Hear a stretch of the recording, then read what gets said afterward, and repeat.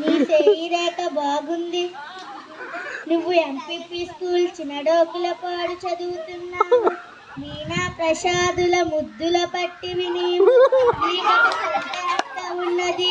నేను చెప్పింది నిజమే కదా. ఈ పాఠశాలలో విద్య విలువలతో నేర్పుతారు.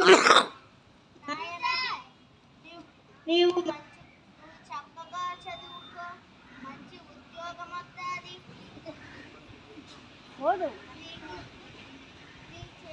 నీ రేఖ పొడవు లేక నీకు పొడగాటి తెల్లని పిల్లము.